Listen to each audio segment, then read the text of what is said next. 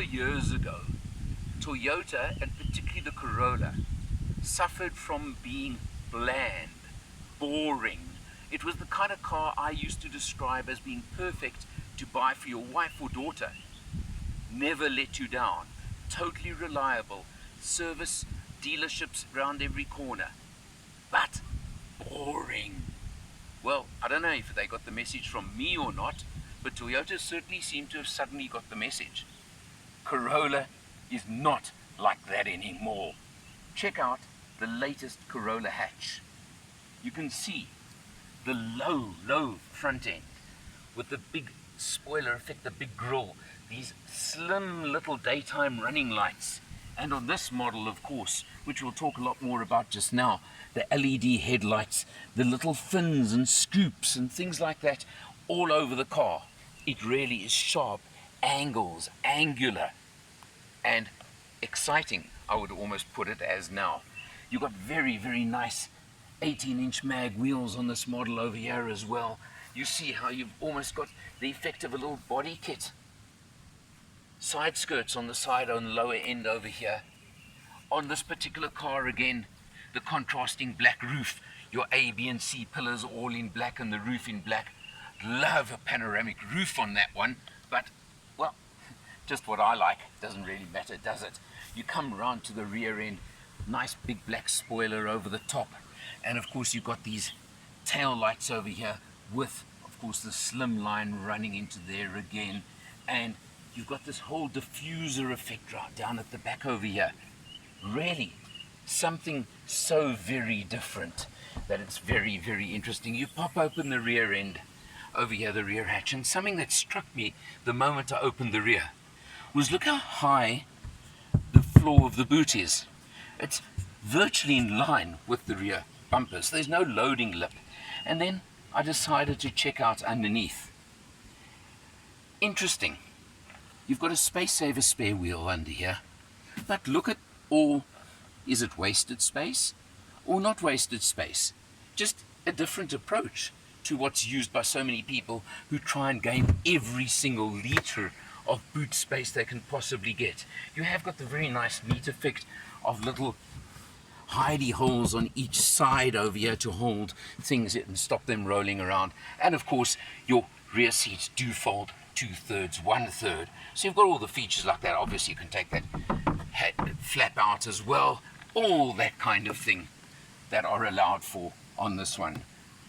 You see over here, it is the top spec XR model. Obviously just that means spec wise, but there's a catch to this particular test car, and that is under the bonnet, because this has got the 1.2 litre 4-cylinder engine that is familiar in the Corolla Hatch and the CHR, which by the way is on the same platform. So just compare it to that, not necessarily to the Corolla sedan. But this is a bi-turbo. We're used to the single turbo version. But then there's another twist to the tail, because although it's gone bi-turbo, the outputs are the same as previously. 85 kilowatts, 185 Newton meters. Not bad at all. But I was a bit confused by this, and I did question it. And it's in the responsiveness, it's in the acceleration, not in outright power, that Toyota have changed to the bi-turbo arrangement. Now let's look inside, and we'll also check it out on the road a little bit. Cruising along, you can feel, yeah, there is that slight little bit of, call it CVT whine when you are accelerating up a bit of a hill, but it's really nothing. It's smooth enough, it's comfortable enough. And I'm just going to slow down to let a little bit of a gap open up in front of us. And now try and focus on the speedometer, and you'll see I'm at 40 k's an hour. I put my foot down.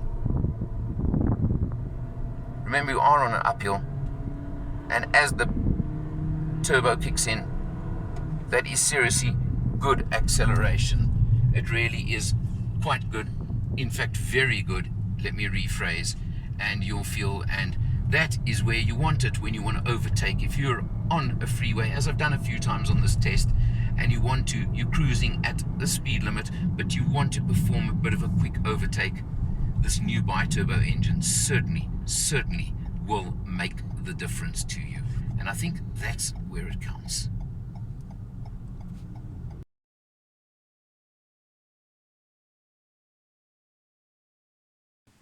Coming into the back seat of the Corolla Hatch, and I'm very specifically come here now because I mentioned we're on the CHR platform, but where the CHR is compromised in my book is, of course, headroom in the rear. Well, the Corolla Hatch fixes that little problem.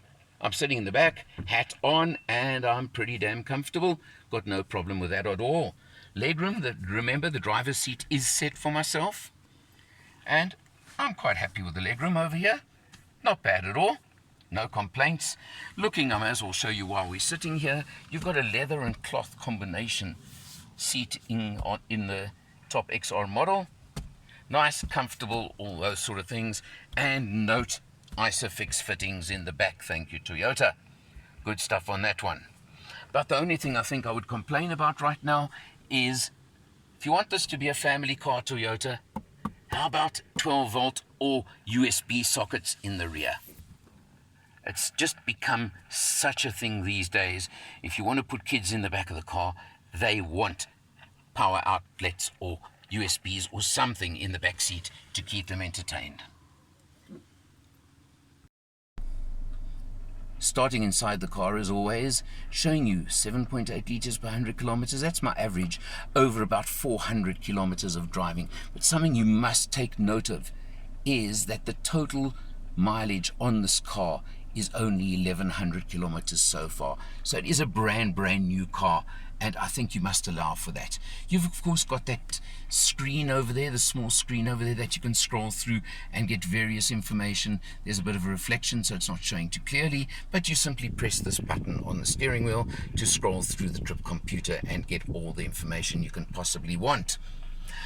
On this side of the steering wheel over here, of course, you have got the very important active cruise control, and that's an important factor over there. You've also got lane departure, and now you're going to come to the reasoning for the XR model and the top spec as we have on this one, because you've got lane departure warning, you've got active cruise control, you've got blind spot warning, you've got all of those features, cross traffic warning from the rear as well. So all of those, of course, on a top spec model. You've also got auto on headlights, auto on windscreen wipers as well. So I'm giving you the reasoning and the factoring that this is a top spec model. You've got your nice big 7-inch touch screen over here, which of course is very standard. I'm not going to go into it too much, but you've got all your info, etc., all the factors over there. That info dot over there, you can see the 7.8 liters per 100 kilometers that I mentioned a moment ago. You come down and you've got your dual zone climate control. Very effective, works very well, and let me tell you, you can drop that temperature way down low. Comes in at something like 14.5 degrees. Pretty cool. You come below that now and you'll see you've got a nice feature over here. You've got your conductive charging for your cell phone.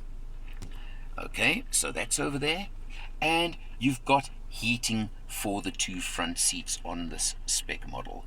I'm mentioning obviously spec. You can go lower down in the range and not get all the spec, but you also won't get the bi-turbo engine, which is only in the top spec model at the moment as is launched. Over here you'll see two buttons. There's a sport button over there. I tried it once or twice. It certainly does give you a little bit of a kick up the rear when you engage sport mode. So yeah, nice one. And then of course you've got your DSC button over there if you want to engage hooligan mode. CVT automatic gearbox. I'm not going into the arguments about CVTs. I've mentioned the CVT on previous Toyota tests. I'm perfectly happy with it, and I think it does the job really comfortably, smoothly and well. And interestingly, no flappy pedals. Well done, Toyota. I actually applaud you on that. I've mentioned before, I think they're a total waste of time on CVT gearboxes in the first place, and on a model like this, so I applaud you for that. Below the gear shift you do have of course your electronic parking brake and a hill hold if you need them. you've got to open the armrest over here to get to a single USB and a single 12-volt socket inside the armrest over there. Again, let's not comment on that. Now, typically Toyota, you take a look, you've got your various surfaces over here, angles, again, echoing the very angular shape of the car, with nice gloss in between, stitching across, softish touch to it, quality. And look, it's a brand new car, but not a rattle, not a squeak, not anything out of it, which I would not expect from a Toyota in any case. But one other little picky point, Toyota. Why do I have to press a button on the door rest to lock the doors and no door lock on pull off? Little point, I know, but I keep saying in the South African market in particular, I believe that should be standard. My opinion, like it or don't, that's up to you. But that is just honestly an opinion I do have on it. You do also have height adjustment on the driver's seat, good stuff, and you've even got an adjustable lumbar support, which is again a good thing. Well, the new bi-turbo engine is an interesting one. As I mentioned earlier on, it doesn't give you more power, but it does give much better acceleration. And I use the word much. So that's an interesting new idea that Toyota have introduced over there and brought in the new engine. So good stuff on that, Toyota. Other than that, this particular model is now retailing at 446,000 Rand. You can obviously get in with a previous engine, lower spec, etc., and you can come into a Corolla Hatch from about 340,000. So you can see there's quite a price range. Different spec levels, the new engine make a big difference to price, obviously. All of them do include Toyota's 6-service 90,000 kilometer service plan as standard. I'll go back to where I started this review. There is nothing dull, boring, or anything of that sort about this Corolla. You're looking for a medium-ish sized family hatchback? The market says it all. There's a reason why everybody or so many people buy Toyota. And I think that explains it all to me in any case. Check it out for yourself. And when you're checking it out, just try out this new engine, the bi-turbo version, and cruise along and then put your foot down to overtake. You'll see the difference. For Motomatters, I'm Eleanor, and I'll see you next time.